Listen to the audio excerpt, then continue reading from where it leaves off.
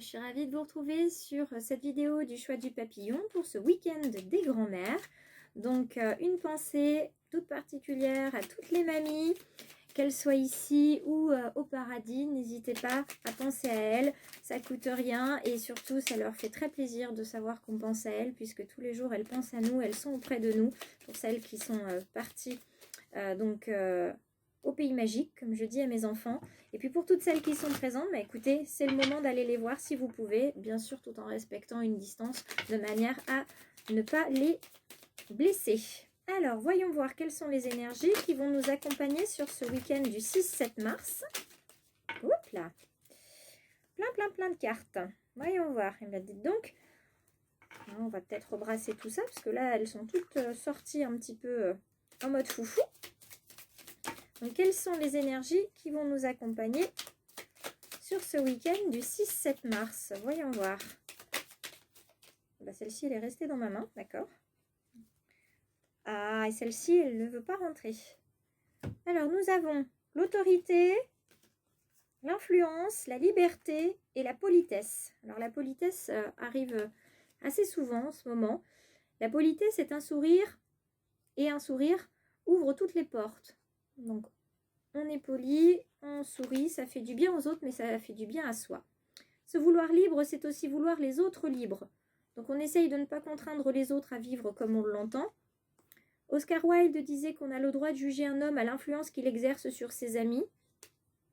Donc, on peut être de bons conseils. En tout cas, les conseils, on les écoute ou pas, mais en tout cas, on les prend en considération. Et Pierre-Jacques Changeux disait que l'autorité est une force morale dont les véritables armes sont la justice et la clémence. Donc, on est juste dans ce qu'on exige des autres. On fait attention à ce qu'on exige aussi de soi. On laisse les autres libres de faire ce qu'ils ont envie, tout en les conseillant s'ils nous le demandent. Et puis, on reste dans la bienveillance et dans la bonne humeur. On leur sourit et on est poli, respectueux, puisque c'est toujours mieux de conseiller un ami plutôt que d'y aller à la frontale.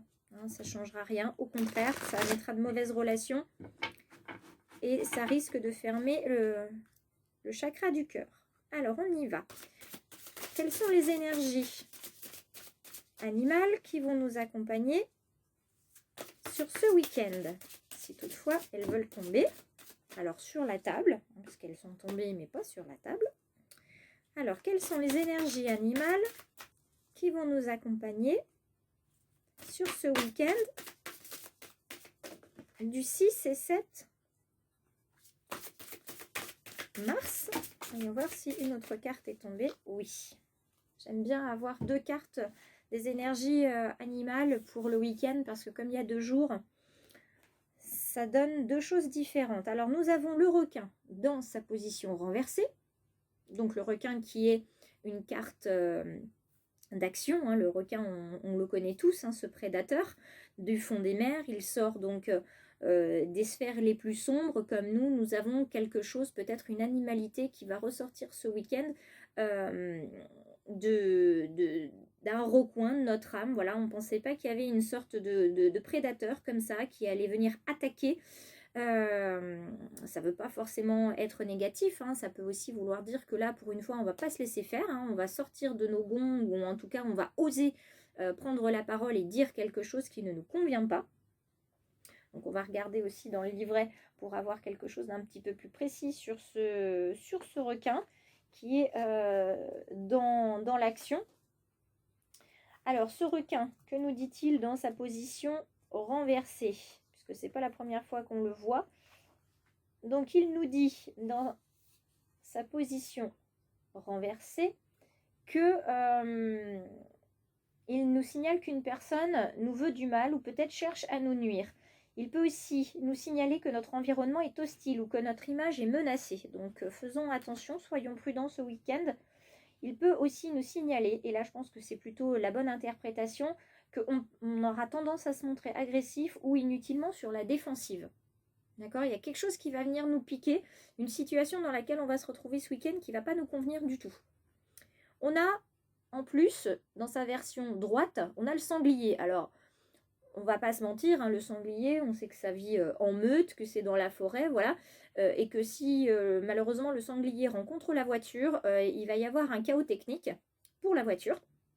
Donc c'est un animal qui est puissant, un animal également, si je ne me trompe pas, un animal d'action.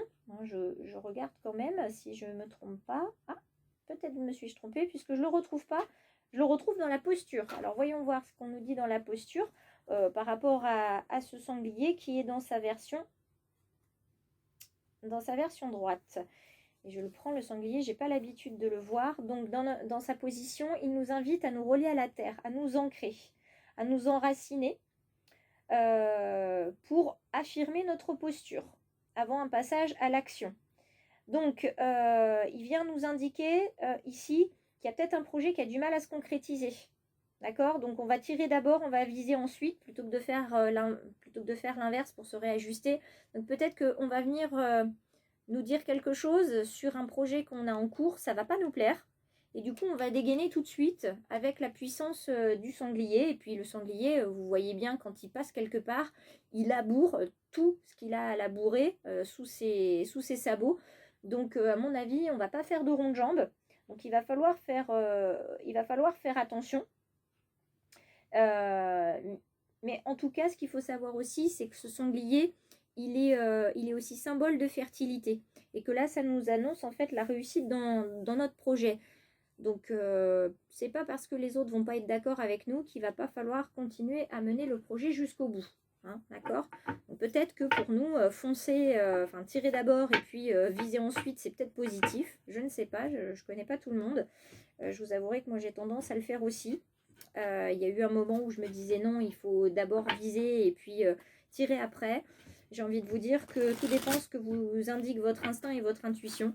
Parce que les deux cas peuvent être valables. Tout dépend ce que vous avez à faire comme projet. Alors, hop, un petit brassage, une carte qui s'envole. Nous allons voir avec l'oracle des murmures quel est le message à transmettre aux personnes qui regardent pour ce week-end. Quel est le message pour les personnes qui regardent là, le tirage d'aujourd'hui et le tirage de ces 2 jours d'ailleurs. Allez, on regarde. Y a-t-il un autre message? Hop là.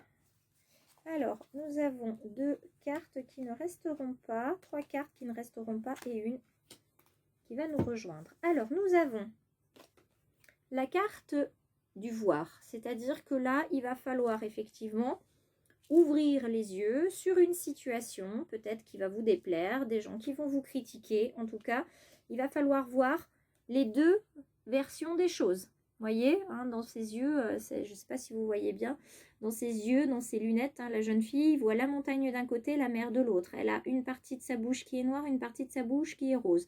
Donc là, c'est une vie, vous voyez, c'est une vision en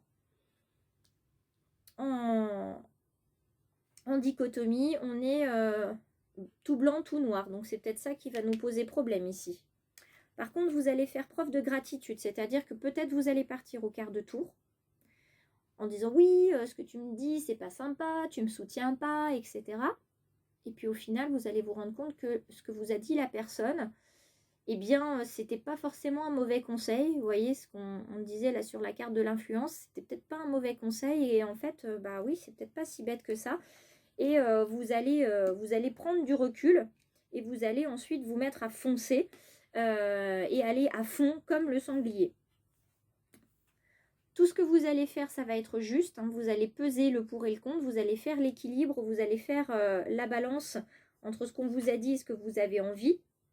Et puis, vous allez, au final, vous allez vous maîtriser. Vous voyez, autant vous serez parti peut-être au quart de tour que vous allez vous poser à un moment donné. Vous voyez ces belles énergies avec du bleu autour. On est zen, on est doux, on fait attention. Ça va vous permettre de renaître. Vous allez passer un cap ce week-end entre je m'énerve vite et puis je m'énerve vite mais finalement je réfléchis et je fonce dans la bonne direction, hein, je fonce pas pour foncer Et puis tout ça, ça va vous emmener vers Gaïa. Et avec les phases lunaires, vous allez continuer de porter et de maturer ce projet. Alors peut-être qu'on vous aura dit des choses qui sont déplaisantes, mais sachez que si on vous les a dites, c'est pas pour vous blesser, c'est vraiment pour vous faire prendre conscience qu'il peut y avoir un danger dans votre projet et que justement on ne veut pas que vous alliez à l'échec, hein, que vous fonciez tout droit comme le sanglier qui va tout détruire sur son passage. On a envie justement que vous soyez épanoui et que vous réussissiez. Donc on va vous dire quelque chose pour que vous puissiez avancer justement. Et justement, on va vous donner des conseils peut-être que vous n'êtes pas prêt à entendre. On va vous faire des remarques que vous n'êtes pas prêt à entendre. La personne n'a aucune notion d'agressivité envers vous ou d'agression. C'est juste vous qui n'êtes pas prêt à entendre ce qu'on va vous dire. D'accord? Donc, faites bien attention. Là, on vous dit, je dis ce que je ressens avec sincérité. Donc, ayez une parole impeccable. Parce qu'en grandissant, vous faites aussi grandir la relation et l'autre. Donc c'est ce qui va se passer ce week-end. Vous allez grandir grâce à ce qu'on va vous dire. Je ne suis jamais seule si je me parle positivement quand je suis seule. Donc ne vous parlez pas avec jugement, ça ne sert à rien. Vous ne vous aidez pas. Je m'entraîne à concrétiser ce que je souhaite en commençant par une affirmation claire et décidée. Peut-être qu'elle est là la critique. Peut-être qu'on va vous dire non mais ton projet il n'est pas clair du tout. Hein. Tu es sûr de ce que tu veux faire ? C'est peut-être ça qui va vous piquer parce que justement, si ça vous pique, ce fameux bouton poussoir dont parle Cyrénusa Lusia sur sa page Facebook, c'est si ça vous pique, si ça vous blesse, si ça vous met en colère, c'est que quelque part ça vient questionner quelque chose qui n'est pas réglé et qu'il va falloir travailler. Et je sais que quand l'autre parle de moi, il ne parle que de lui à travers moi. Il est possible qu'une personne vous dise mais ton projet en fait c'est pas viable, ça va pas du tout marcher. Mais c'est pas peut-être pas pour vous décourager aussi, c'est peut-être juste pour dire ben moi en fait j'ai essayé et ça n'a pas fonctionné, ou moi j'ai pas ton courage d'essayer en fait. Donc ça me frustre un petit peu, j'aimerais bien être à ta place, je suis envieux mais j'y arrive pas. Je suis pas assez courageux pour faire ce que tu fais. Et plutôt que de vous faire un compliment, ben il va venir un petit peu vous rentrer dedans, voilà, comme le sanglier. Je me concentre sur le positif. Et je terminerai là-dessus parce que je trouve que c'est une superbe carte. J'ai parfois tendance à me focaliser sur ce qui ne va pas, sur ce que je n'ai pas. Aujourd'hui, je décide de prendre le chemin opposé. Vous voyez, 2 chemins. Et on a le sanglier qui est sur un chemin aussi. Je prends conscience de tout ce que j'ai eu dans le passé et de tout ce que j'ai à présent. Je me focalise uniquement sur le positif de ma vie. Et surtout, j'ai envie de vous dire, soyez reconnaissants pour tout ce que vous avez.